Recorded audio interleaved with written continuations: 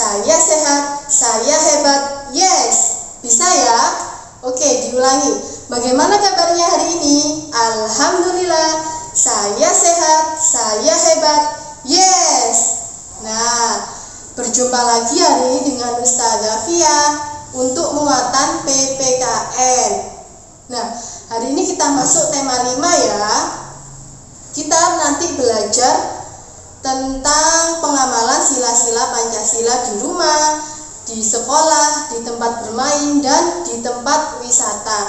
Sebelum kita mulai belajar, Ustazah mau ngetes fokusnya dulu, konsentrasinya dulu dengan tepuk 1, tepuk 1, tepuk 1, tepuk 1. Nah, tadi siapa yang salah? Ayo, yang salah nanti disuruh Ustazah nyanyi Garuda Pancasila.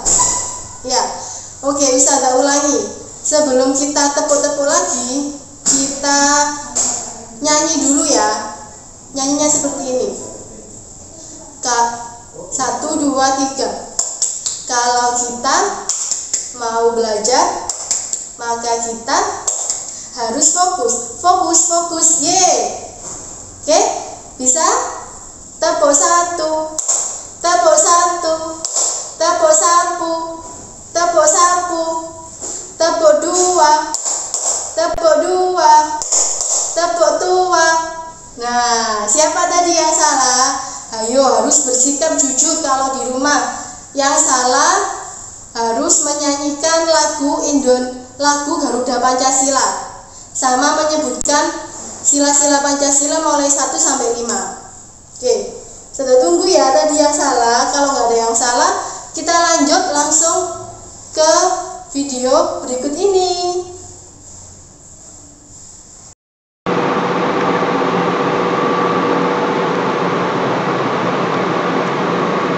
Oke anak-anak, sekarang kita masuk tema 5. Hari ini kita belajar muatan PPKN. Yang pertama kita mempelajari pengamalan sila Pancasila di rumah. Sila pertama itu mengajarkan kita untuk selalu mengingat Allah dalam kehidupan sehari-hari. Contohnya ini, bersikap jujur. Bagaimana sih bersikap jujur itu? Bersikap jujur itu berbicara dan bersikap apa adanya, tidak dibuat-buat. Contohnya, ketika di rumah kamu menemukan uang. Nah, lalu bagaimana sikapmu? Apakah kamu akan mengambil uang itu? Atau apakah kamu akan memberikan uang itu ke orang tua?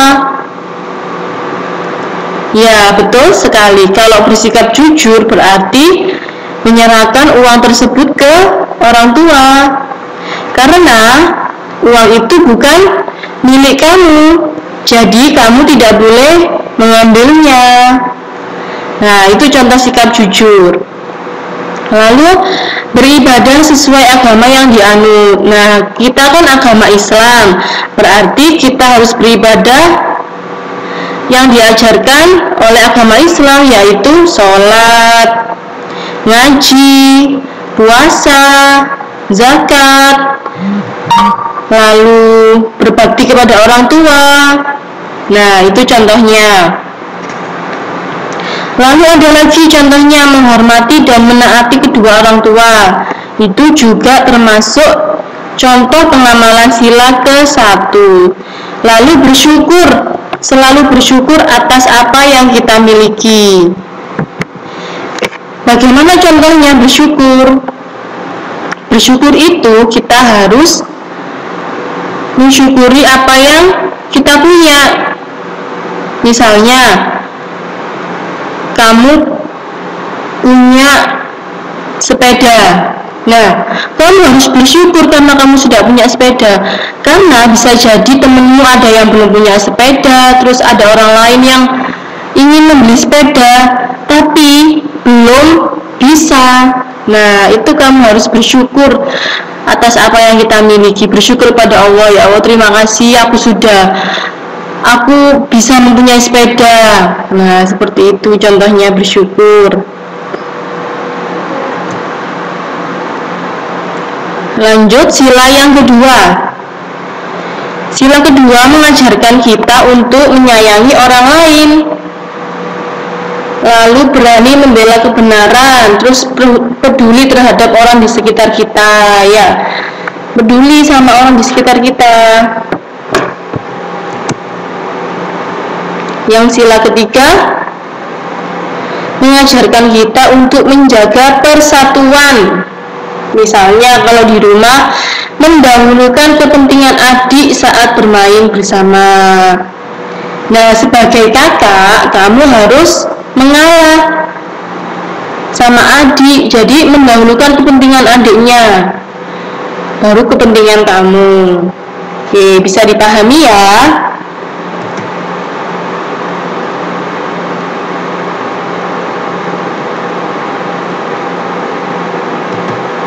Lanjut kita belajar pengamalan sila di sekolah. Bagaimana contoh pengamalan sila di sekolah? Nah, sila pertama mengajarkan kita untuk selalu mengingat Allah ya dalam kehidupan sehari-hari, baik itu di sekolah, di rumah, ataupun dimanapun kita berada. Contohnya berdoa setiap mau kegiatan apapun, mau masuk kelas, mau pelajaran dimulai, harus berdoa dulu, mau tahfidz berdoa dulu, mau ngaji berdoa dulu, mau pulang berdoa dulu. Nah, berdoa setiap kegiatan supaya kegiatan itu dapat terlaksana dengan baik. Lalu menghormati teman yang berbeda agama. Nah, alhamdulillah di sekolah kita tidak ada yang berbeda agama ya, semuanya beragama Islam. Nah, sila kedua sekarang. Ini misalnya menjenguk teman yang sakit. Misalnya ada temanmu sekolah yang sakit, kamu menjenguknya. Lalu ada lagi contohnya, memberi sumbangan untuk petugas sekolah yang sakit ya, misalnya yang biasanya di sekolah kita bantu-bantu membersihkan kelas. Nah, mungkin ada yang sakit, kita bisa membantu dengan memberikan sumbangan. Lalu sila ketiga, contohnya mengikuti upacara bendera dengan tertib. Lalu bekerja sama membersihkan ruang kelas. Nah, bekerja sama membersihkan ruang kelas ini juga termasuk contoh sila ketiga. Karena apa? Karena ketika bekerja sama kita bersatu. Nah, itu contoh sila ketiga.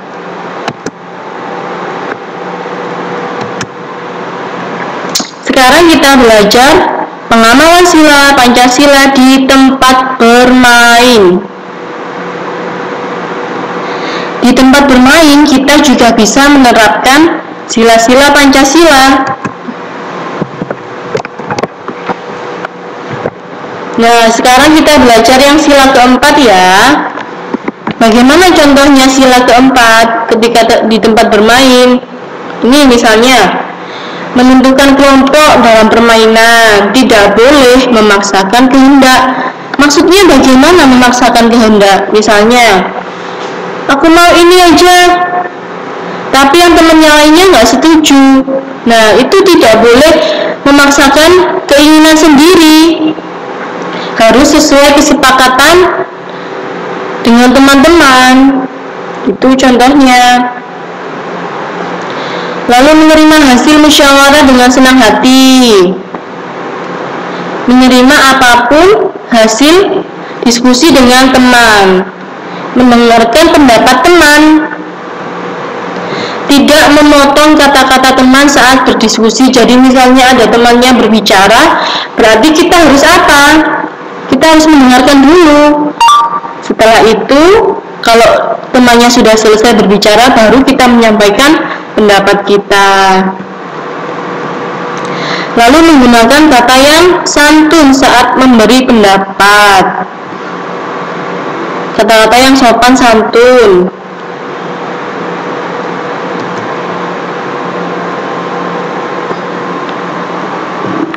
Sekarang kita belajar sila kelima. Mengajarkan kita untuk bersikap adil ya. Sikap adil itu dapat terjaga jika kita melakukan hak dan kewajiban secara seimbang. Apa itu hak dan kewajiban? Hak dan kewajiban itu artinya kalau hak itu adalah sesuatu yang kita terima, yang harus kita terima, hak itu namanya. Kalau kewajiban, sesuatu yang harus kita laksanakan, itu namanya kewajiban.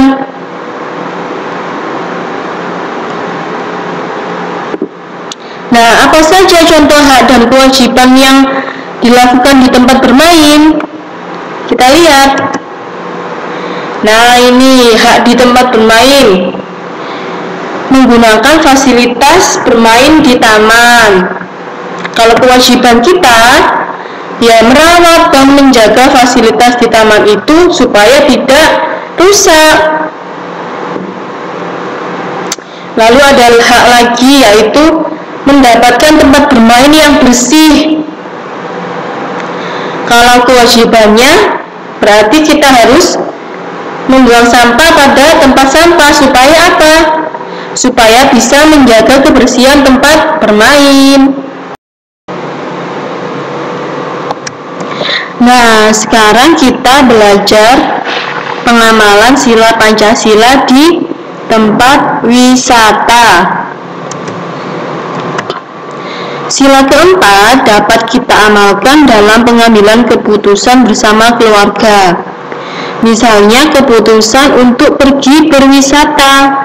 Misalnya ya, dalam satu keluarga ini, adiknya pengen pergi renang, kakaknya pengen ke pantai, abinya pengen ke kolam pancing. Nah, itu bisa diambil keputusan bersama, diskusi, musyawarah. Enaknya pergi kemana dulu?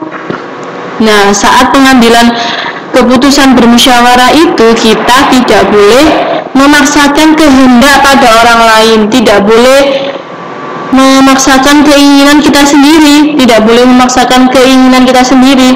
Misalnya, aku pokoknya mau renang aja, aku nggak mau ke yang lainnya. Nah, nggak boleh seperti itu ya. Jadi kita harus mendengarkan pendapat orang lain. Kenapa sih kakak kok pengen ke pantai? Kenapa sih ayah, abi, atau papa kok pengen mancing? Nah, seperti itu. Lalu saat berdiskusi, kita tidak boleh memotong pembicaraan orang yang sedang memberikan pendapatnya. Kalau pengamalan sila kelima saat di tempat wisata, yaitu mengikuti aturan yang ada dengan ikut mengantri saat berada di tempat wisata. Jadi misalnya kamu nyampe di tempat wisata, lalu mau masuk harus beli karcis dulu, berarti harus antri, budayakan antri. Alhamdulillah, untuk muatan PPKN hari ini telah selesai. Jazakumullah yang sudah menyimak, semoga bermanfaat.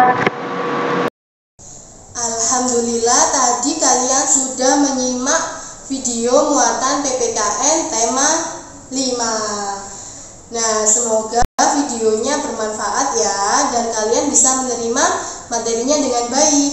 Oke, Ustazah mau berterima kasih kepada yang sudah menyimak dengan tepuk terima kasih. Tepuk terima kasih. Mulut ini, otak ini, hati ini mau bilang terima kasih. Oke, sebelum kita akhiri pembelajaran hari ini, Ustazah berharap kalian di rumah tetap semangat, jaga kesehatan. Ingat ya, sekarang ini masih ada virus ya, masih ada virus COVID corona. Nah, Ustazah punya tepuk anti corona. Bagaimana tepuknya? Mau tahu? Mau tahu aja apa mau tahu banget? Ya. Oke, Ustazah ajarkan tepuk anti corona. Tepuk anti corona. Cuci tangan, pakai masker, jaga jarak, tetap sehat. Oke, bisa kita ulangi. Tepuk anti corona. Cuci tangan, pakai masker, jaga jarak, tetap sehat. Oke, sekian dulu video dari Ustazah. Jazakumullah. Wassalamualaikum warahmatullahi wabarakatuh.